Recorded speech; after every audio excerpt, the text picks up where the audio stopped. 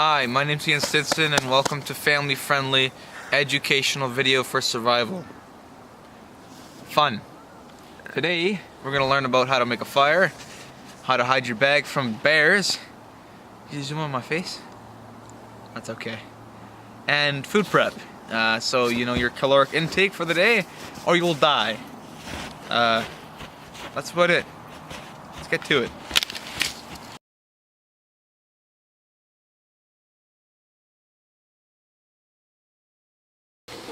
When you gotta make a fire, you need 3 F's. We got fine, fluffy, and fibrous. You need these.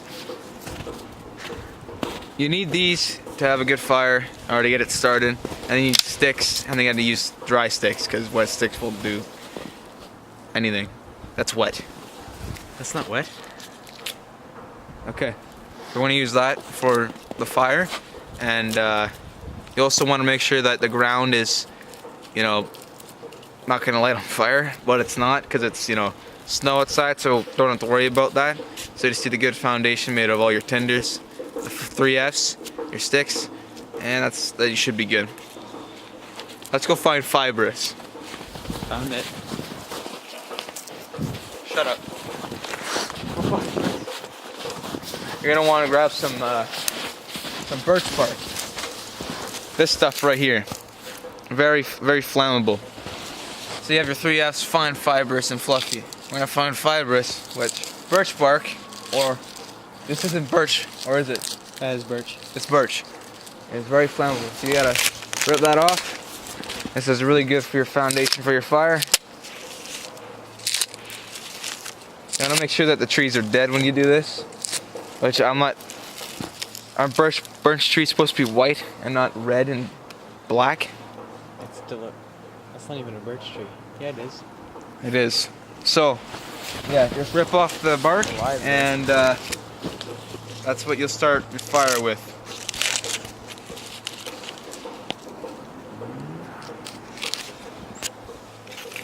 The next thing we need to look for is fine.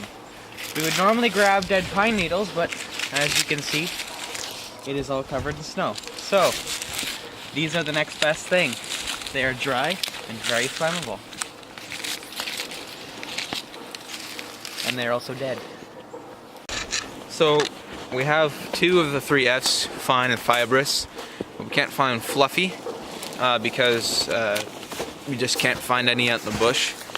A really good fluffy material to use for your fire would be cattails, like the top of them. You just rip them up, crumple them up, and it makes like a cotton type of thing. And you put it in the bottom, like in the base of your fire, and they light up like that. So we don't have that now, so fine and fibrous will do just fine.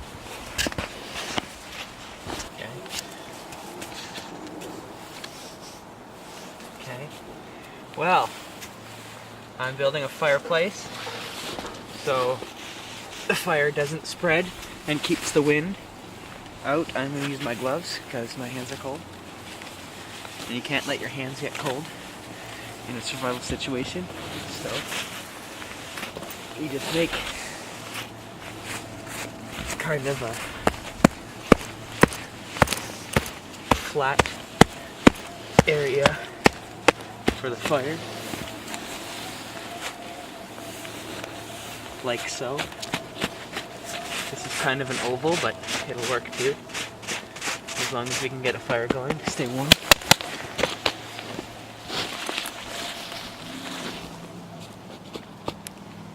Yeah, that. No. Stop. No.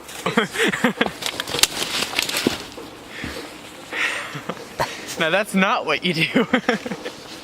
Jeopardize our survival in the bush, you moron.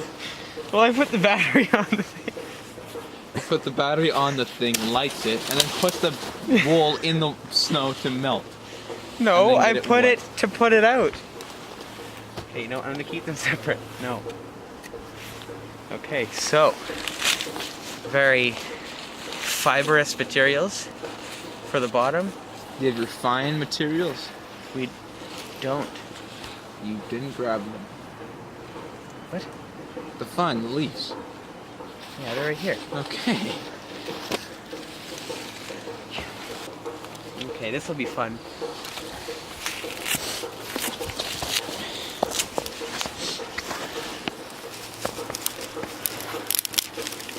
You might need a bigger wall. We're fine. Well, we made a little base for it so it won't get cold because of the snow. And this is just to keep it. I'll do it. I'll do the explanation. So, what Jake has built here is a fire pit, so the fire doesn't spread and cause a forest fire all around us, so we don't suffocate to death because of the smoke. What he did at the bottom was put the fibrous and fine materials at the bottom for the base of the fire to get it lit, and then put the sticks on top so it, stays lit. And that's what we're doing right now. So what we're gonna do is we're gonna use steel wool and a battery to get it started. You put the battery in steel wool. The steel wool is, conductive, and it goes woo, and then you like so.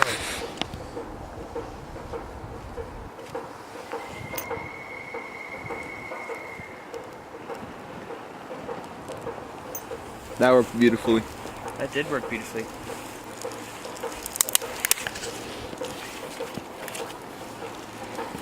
Now, don't inhale the black smoke. That's a lot of carbon right there. You don't want to inhale. Carbon.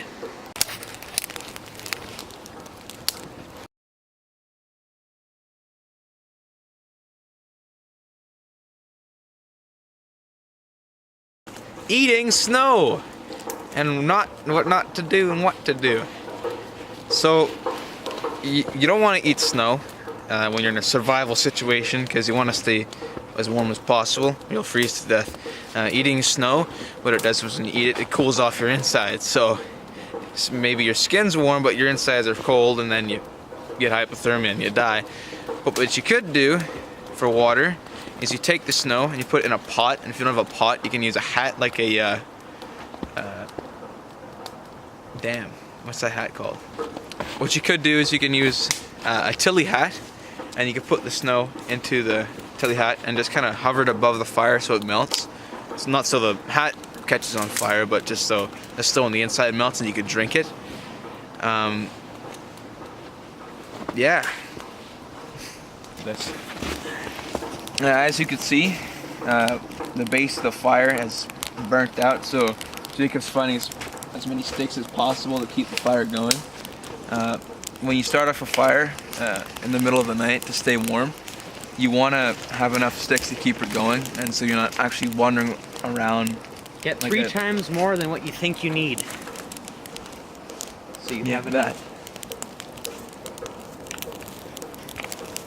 Bigger, thicker sticks are recommended because they last longer. But these work just fine. When you're camping, it's important to kind of make sure that all of your stuff is picked up and in a bag somewhere, like your food wrappers, and your fire is, it doesn't look like you were there. It's not going to look like you were completely not there, like you were never there, but it's better for the environment and for other people who want to come here, so they don't have to pick up your garbage. And it's also good to make sure that you put out your fire completely with water or snow, or you could start a forest fire and cause some damage on the environment. It'll eventually pick itself back up in a year or two, but it's still not good for the animals and the people around.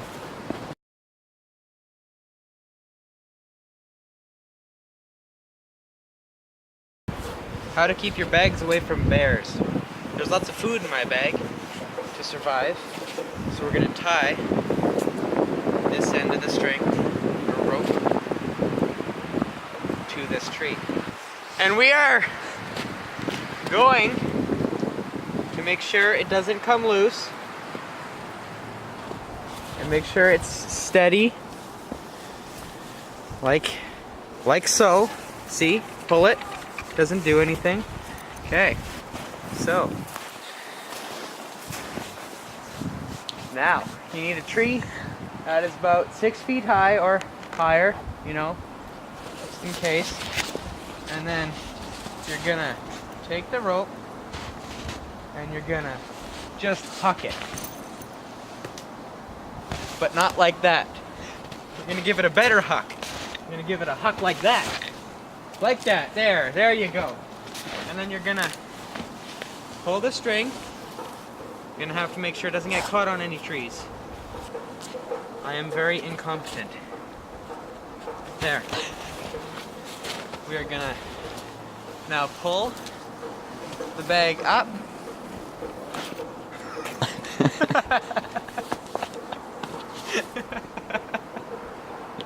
No, this isn't a very good example, but what we're trying to get at here is you want to keep your bag full of food and equipment away from bears. I'm gonna try again, so. This is really meant for spring and the fall and the summer when they're actually out. Bear season. Bear season. Because in the winter they're hibernating, so there's no real point in this, but we're just going to show it anyways. You want to keep your bag high so they can't get at it. And because if you put it up in the tree, just by the tree, they're just going to climb up the tree and get it. But if you hoist it up by a rope, they can't grab it like from the tree or jump up and get it. It's going to be right in between the two, and they're just going to give up on it. There's really no point. I am tying the string to this piece of wood, and now you're gonna have to try to huck it, not like that. I'm gonna throw the. That's about right. That's okay, and then you look. You pull it like that. Then you go like that, and you go like that, and you go like that, and you go like that. So this will keep it away from short bears. There you go. You want it in the middle so they can't grab it from the trees to climb up. And then once this is done, you take it and you tie it so it doesn't come down. Since I have a stick, I can do this, keep it like that, and it will not come undone.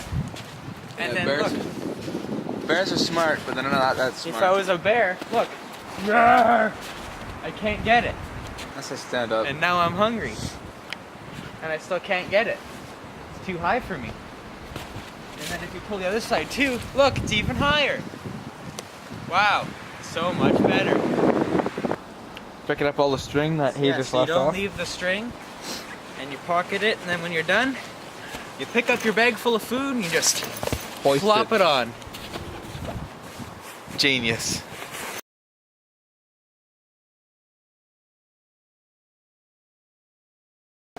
When you're out in the bush, you want to pack up a lot of food because your caloric intake needs to be 4,000 calories to 6,000 calories to actually stay alive during the day. You want to pack smaller items that take a lot of calories, like Cliff Bars, stuff that you put hot water into, like and it expands, then you get more calories. Not ramen, because that's garbage. Stuff with a lot of protein. This is a good example. This is fried rice that I made yesterday, that I prepared. It's got eggs, rice, different vegetables, and it's good for a long time. But I think the problem is because it's got water in it, it'll freeze. So you want stuff that you warm up with water to eat, and not stuff that has water in it. Like soup won't work because it'll freeze. But there's websites that you can order these foods off of in different stores. You can get these foods off of to pack, because you want to pack small. So I want to be carrying around 400 pounds of food. When you're in the wilderness, you need Layers. layers. Wool is a very good base layer because it, like, look, this is very fluffy Because it doesn't get wet. and it keeps you warm. And then the outside is made of stuff that's waterproof. Like, look, slides right off. And this isn't a very good example because I'm wearing jeans. But usually you wear snow pants to keep yourself warm, or very insulated So jeans aren't a very good option because if they get wet, they will stay wet and they will not dry unless you switch pants and warm them up. If you're really warm, you can take off layers, but make sure to not get too cold. Because if you get too cold, then it'd be hard to warm back up. So just like take it off for a second, like cool down, and then just pop it back on and keep going.